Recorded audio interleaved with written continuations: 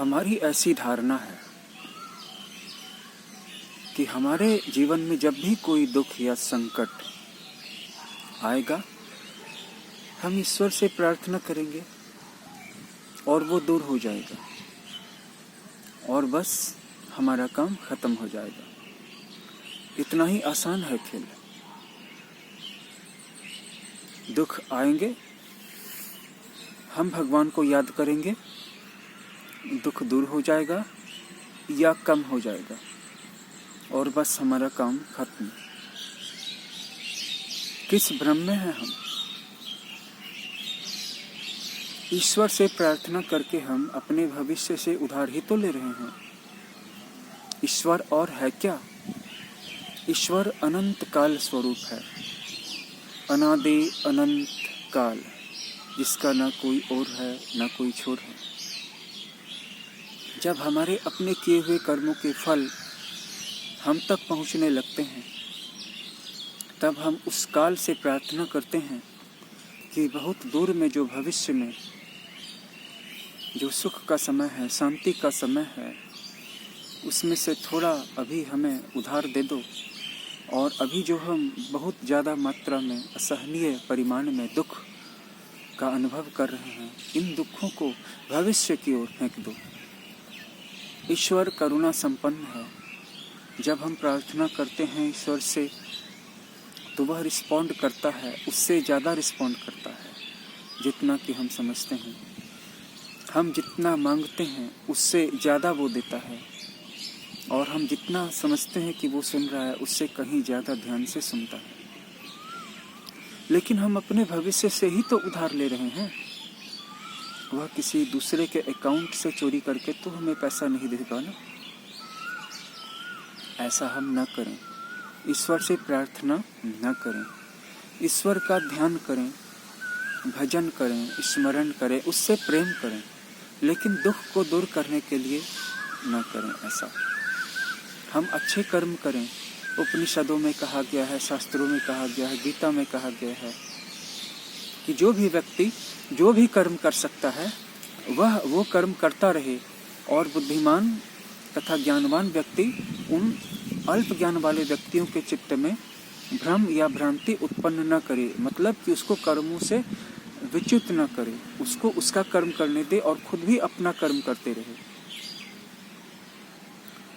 प्रार्थना करना अपने दुखों को दूर करने के लिए अकर्मण्यता की निशानी है, काहिली की निशानी है, निकम्मेपन की निशानी है। एक तो दुखों को दूर करने का आग्रह नहीं रखना चाहिए, दुखों को दूर नहीं करना चाहिए। हम इस शरीर में आए ही क्यों हैं? क्योंकि इस शरीर के द्वारा, इस मन के द्वारा, इस चेतना के द्वारा जो सुख और दुख की जो द्विधा है, जो द्वैत है, इन दोनों का अनुभव कर सकें। सिर्फ सुख भी काफ़ी नहीं है, सिर्फ दुख भी काफ़ी नहीं है। सुख और दुख दोनों ही जरूरी हैं। अगर हम ईश्वर से प्रार्थना करेंगे तो करुणा से वशीभूत होकर के, पिघल करके वह दुखों को कम कर देगा। लेकिन वे दुख कहाँ जाएंगे? फिर भविष्य में ही जाएंगे, क्योंकि ईश्वर तो समय स्वरूप है। गीता में कहा है, मैं ही समय हूँ। भगवान ही समय है और समय ही भगवान है। हम अच्छे काम करेंगे तो धीरे धीरे उसके फल हमें मिलने ही लगेंगे। कोई रोकता नहीं है, कोई रोकने वाला नहीं है, किसी को फुर्सत नहीं है, किसी को आपत्ति नहीं है कि अगर तुम अच्छे कर्म करोगे तो उसके फल तुम्हें ना मिले।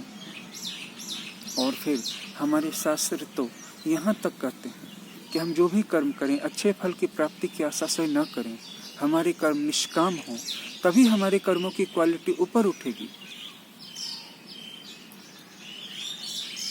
हम जीवन में सुख के पीछे भागते हैं। अगर सुख मिल जाता है तो सुख की आदत हो जाती है, फिर छोटे ही दुख आते हैं तो वो बहुत बड़े लगते हैं। तो ऐसा सुख हमें कमज़ोर बनाता है। हम ये भी नहीं कहते कि सुख प्राप्त नहीं होने चाहिए, सुख भी प्राप्त होने चाहिए, उससे भी संपूर्णता आती है। लेकिन दुखों के बिना सुख का अस्तित्व क्या है? दुख भी आते रहें, सुख भी आते रहें, उतने ही आए जितना पहले से तय है, जितना पहले से निश्चित है। क्या हम उनमें कुछ परिवर्तन कर सकते हैं? जो भी घट रहा है वह वही घट रहा है जितना पहले से निश्चित था, और आगे भी जो भी घटेगा वह उतना ही घटेगा जितना पहले से सेट है।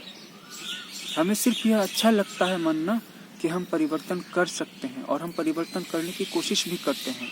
और मैं परिवर्तन के लिए जो पुरुषार्थ है या जो कार्य है उनका विरोध नहीं करता हूँ। बात समझ की है। क्या हम उनमें रत्ती भर का भी बदलाव ला सकेंगे जो पहले से होने वाला है? तो हम ऐसे समय में, ऐसे कार्य में अपना समय क्यों नष्ट करें? सबसे अच्छा यह है कि पहले हम स्वीकार करें, उसके बाद जो कार्य हमारे हाथों में है उसकी पूर्णता का ध्यान करें, उसको पूरा करने की कोशिश करें। हमारे हाथ में जो काम है उन्हीं कामों को हम पूरा करें तो हमें नियति नया कार्य फेंकेगी।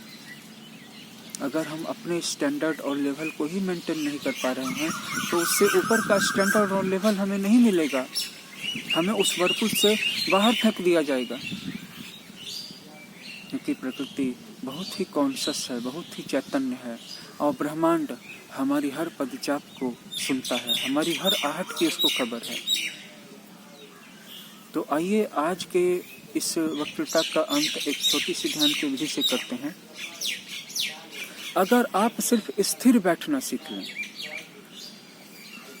आप किसी भी आसन में हो, आपकी हथेली की मुद्राएं जो भी हों, आप स्थिर अगर बैठ सकते हैं, 5 मिनट 2 मिनट भी बैठ सकते हैं, बिल्कुल मूर्ति की तरह बैठें। इस बात का ध्यान रखें कि आपके आसपास डिस्टर्बिंग फैक्टर ना हो, जैसे कि कीड़े मकोड़े, मच्छर।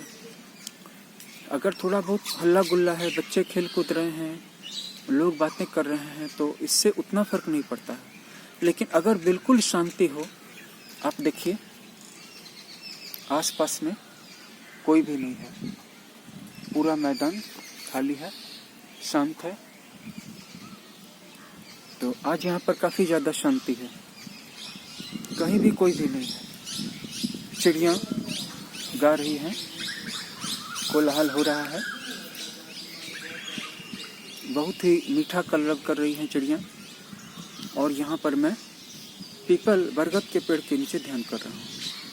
अगर आप आम के, नीम के, बरगद के, ऐसे बेल के पेड़ के नीचे ध्यान करते हैं तो ये आपको एक अलग मैग्नेटिक ऊर्जा देते हैं। किसी पेड़ के तने से सट करके बैठिए या किसी पेड़ को गले लगा लीजिए, तो ये आपके अंदर एक निरोगिता का संचार करता है, आपकी इम्यूनिटी को बढ़ाता है, आपके सारे दुख दर्द को हर सकता है। क्योंकि पेड़ों के पास बहुत ज़्यादा मैग्नेटिक एनर्जी होती है, मैग्नेटिक पावर होती है, चुंबकीय शक्ति होती है। मनुष्यों से तो बहुत ज़्यादा होती है। हमें इन पेड़ों से कुछ देर गले लग के खड़े रहना चाहिए। अगर हम कुछ देर के लिए पेड़ों से गले लग के निश्चेष्ट खड़े रहते हैं, अगर हम कुछ देर ऐसे पेड़ों से गले लग जाते हैं,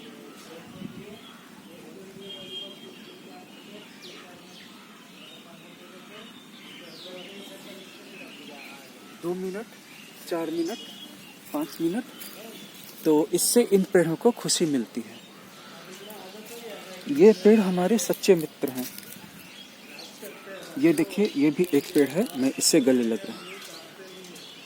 ये पेड़ हमारे सच्चे मित्र हैं और ये हमारे दुख दर्द को हर सकते हैं। ये बात प्रूव हो चुकी है, इस पर रिसर्च हो चुका है। तो आप इस प्रोसेस को ट्राई करें। और अगर हम अपने दैनिक कार्य से थोड़ा सा समय निकाल करके, व्यस्तता से थोड़ा सा समय निकाल करके इन पेड़ों के बीच में समय गुजारते हैं तो हमें एक बेहतर स्वास्थ्य की प्राप्ति होगी, हमारा जीवन अच्छा गुजरेगा, हमारा स्वास्थ्य अच्छा रहेगा और प्रकृति को भी खुशी मिलेगी।